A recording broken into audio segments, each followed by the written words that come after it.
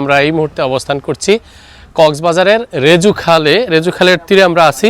এটা হচ্ছে রেজুখাল ব্রিজ, আর এটা হচ্ছে বঙ্গোপসাগরের সাথে লিঙ্ক আপ একটি খাল বলে তারা এখানে একটা নদীর মতো।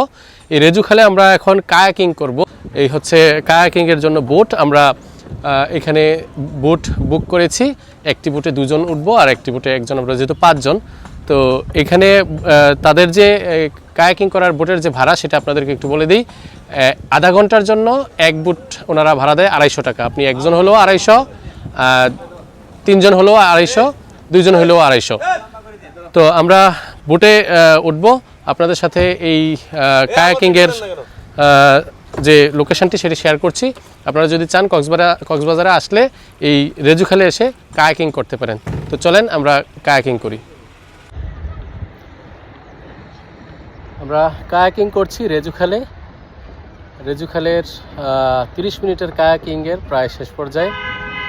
এই বিচ হাইকিংয়ের আজকের এই পর্বটি বেশ চমৎকার একটি সময় ছিল আমাদের জন্য।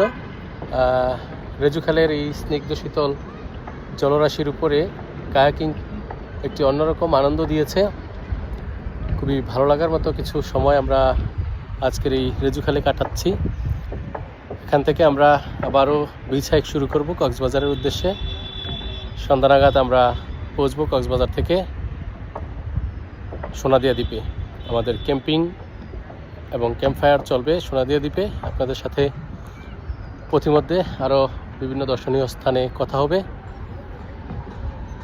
এই শর্ট ব্লগে এখান থেকে বিদায় নিচ্ছি। ভালো থাকুন সকলে।